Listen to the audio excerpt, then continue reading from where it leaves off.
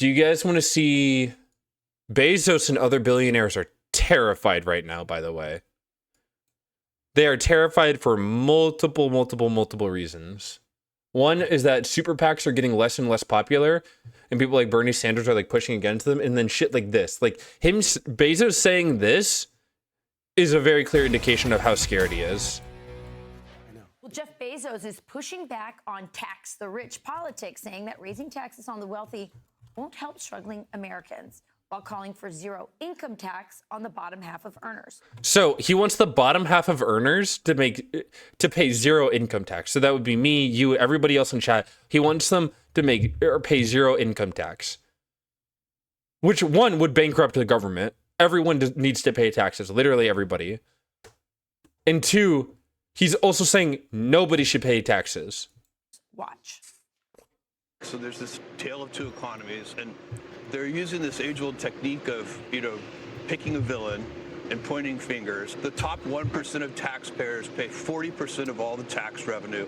The bottom half pay only 3%. We have already, and I think it should No, they don't. be zero. I don't think it should be 3%. Right. I think it should be zero. You could double the taxes I pay, and it's not going to help that teacher in Queens. Wrong. Wrong. You don't pay... I promise you. New York City Mayor Mondani quickly fired back on X, saying, quote, I know a few teachers in I love him, man. He's just everywhere. They're terrified of him, man. Queens who would beg to differ. Joining me now is the host of Making Money on Fox Business, Charles Payne. By the way, Amazon pays billions in taxes globally, but its U.S. corporate income tax payments are relatively low at the percentage of profits. In a recent year, Amazon paid $2.75 billion in U.S. cash income taxes. Its effective federal corporate income tax was approximately 1.4 to 6%, largely due to tax credits, accelerated depreciation write-offs, and stock-based compensation deduction. All right, your reaction to... How much did Amazon make in 2025? Amazon made $716.9 billion and paid $2.75 billion in taxes. That's not enough. This debate between Mondani and Jeff Bezos. Well, it's not Who's going to be a trillionaire? Also, Amazon received $17.5 billion in tax subsidies. I want to make this clear. Soon, maybe. No, no, the first trillion will be Elon Musk. Last night they filed their IPO, their paperwork for the SpaceX IPO. That's going to be the biggest financial event in decades, maybe ever. It's going to be the biggest IPO ever. So, and this is when we're going to hear this argument. It's going to go crazy when they say Jeff Bezos is officially a trillionaire. There's going to be a lot of Mondanis popping up all over this country, and they're going to be stoking the anger. Here's Good. They're terrified. the problem. So, yeah, what Bezos said was right. The bottom 50% paid 2 to 3%, $913 on average. The top 1%, Which is a good thing. Everybody needs to pay taxes. There are people in my comments all the time and in chat that are like, oh, taxes are stealing, taxes are theft. They're good for us. and pay an average of Fucking idiots. $537,000.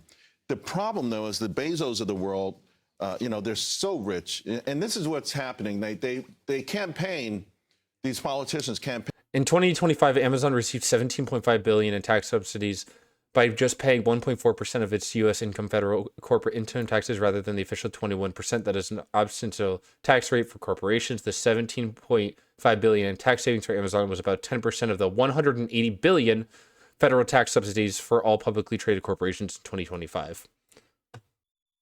So, current federal income tax, $1,220. Taxes owed, $18,000. Amount of taxes avoided, $17,000. Or is it $17 billion? Is this in billion? Oh, dollar amounts in millions. Yeah. Sorry. So they paid $1.2 billion. They would have paid $17 billion. Nvidia, $19 billion. Nvidia did pay more taxes than average, but they're going to stop as well. Taxes are good. What's not good is almost trillionaires not paying any. True. Like, look at this. Evil, evil, evil scumbag people.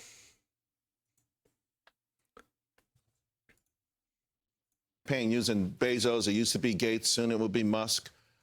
But what happens is they hurt small businesses, right? So if the top 1%, By the way, Bill Gates, bad person, really, really evil person, and Democrats suck his dick off constantly. 3.1 million. Take a plumber who files his taxes, right?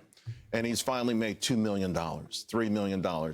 But he started 40 years ago with just himself. Now he's got 7, 8, 10 trucks. He's hired a whole bunch of local folks, and you start to beat him up.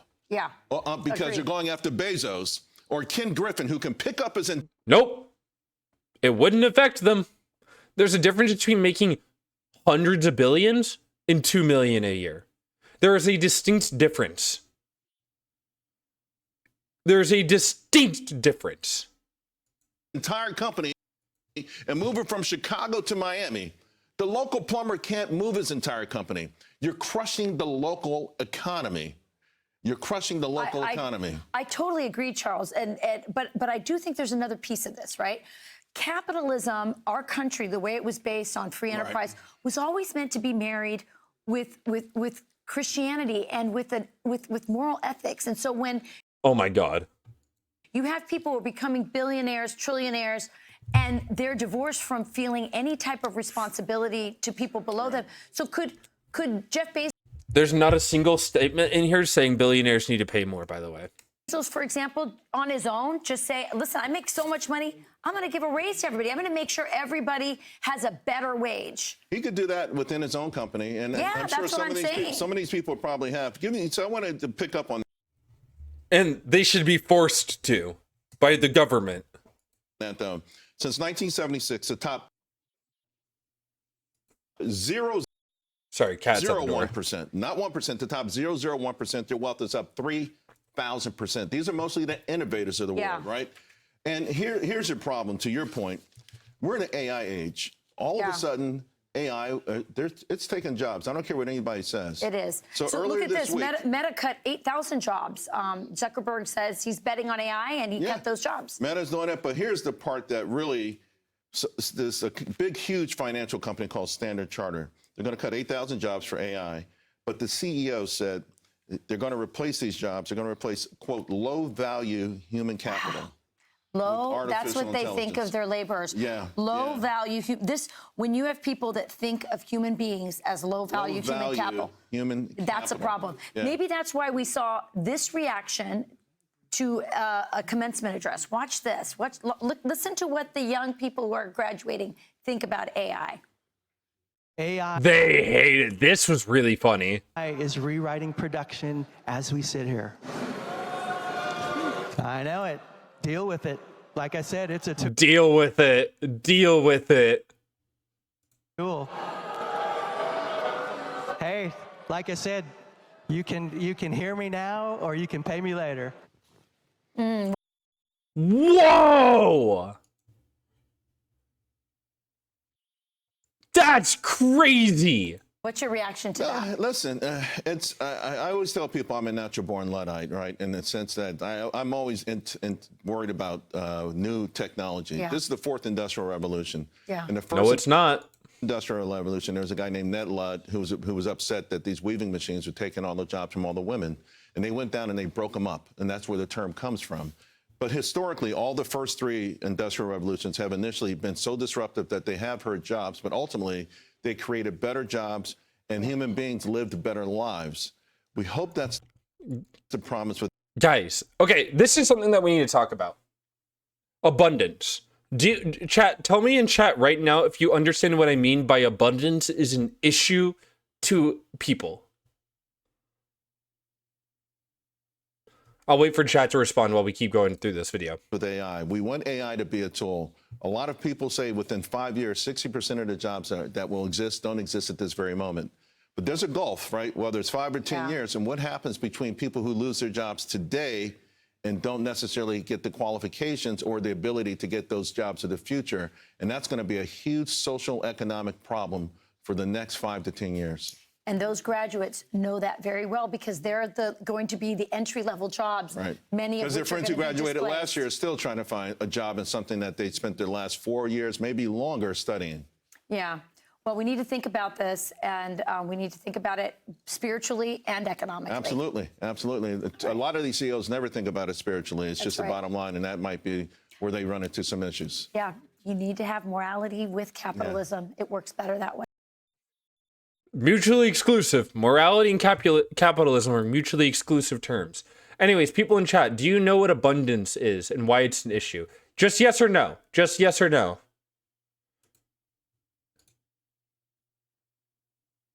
No? I know there's more than Callie in chat. I know you fuckers are hiding in there.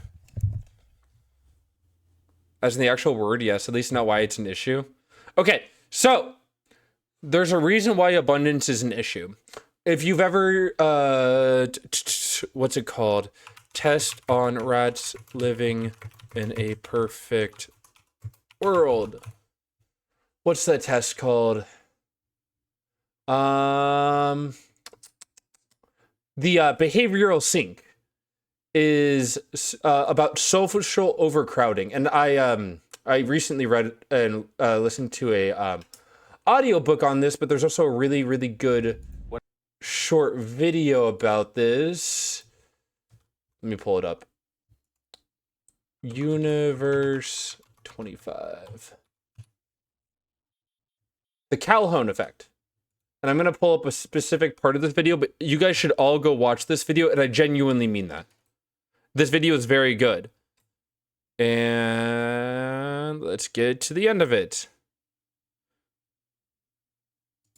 Pointed to it. Religious leaders, politicians on every side of every issue. Anyone who wanted to warn about the decay of modern life found something in those mice they could use. But that reading was not what Calhoun actually said. His real conclusion was sitting there in the paper, in his own words. For an animal as complex as a human being, he wrote, a similar collapse was not just possible. So these mice lived a perfect life. They had everything that they could ever have and no struggle at all. They had zero struggle.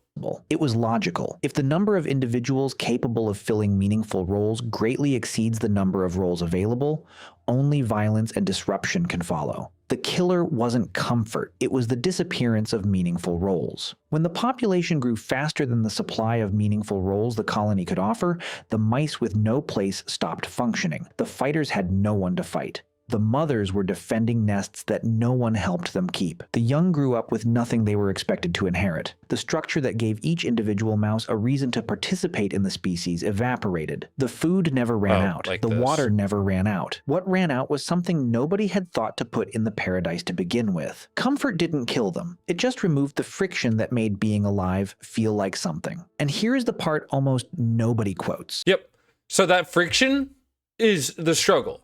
And when you have an abundance, like capitalism thrives on abundance, where you have everything at your disposal. Capitalism's like, oh, you'll have everything at your disposal. You'll live an easier life. You'll let other programs in other parts of the world to take over those skills for you. They'll be easier. You have to do less work. You have to struggle less. It is a good thing if people struggle less. It is a bad thing if all task and responsibility get taken off of people, because social decay happens at that point. People know what socialism and communism is, but do not know what abundance is. Marx warned about abundance because it leads to social decay, because then people don't have a reason to keep living. If everything is provided for you, no matter what reason do you have to live? What purpose is there? Life sucks and life is hard, but it is kind of designed to be that way. It's obviously far too difficult right now, but it also shouldn't be like, life shouldn't basically be, you can just do whatever you want and not have to work. Unfortunately, I do have the belief that everybody has to work to a degree. I think you have to perform a role in society. And studies show most people want to perform a role in society. People do not like just getting everything they have handed to them. They don't. It's shown biologically. And whatever that job is, people will do it. Granted, I don't know exactly how that would pan out or what we would have as social roles, or as like, oh, this should be provided by people, and like if there's rotations and stuff. But people like to work. People like to be busy. We are creatures that thrive on struggle. We are not yet biological creatures who can thrive in abundance. Abundance is a bad thing, and that's why with like TikTok, you have an abundance of fast-paced content. It destroys the brain. There is so much for you that you have basically no desire to seek out content that challenges your view. No, I like billionaires are the most evil class of people. By far, by a mile. I think everyone needs to contribute in some way. The issue lays in our current society doesn't value certain jobs and activities and tries to annihilate them. Yeah. They want to strip people for their value. Every job on earth has a value, except for business capital owners. Now, if you're a small business owner, great, you're doing labor. If you're a landowner that doesn't do anything and pays people to maintain your land, and pays people to do all the work for you, and then just makes most of the profit from investments on the property, you're an evil person and don't deserve to be part of my utopia. No, like genuinely, like it is a issue when we have abundance. And once people start to kind of figure that out, life will get a lot better. No, you should go read the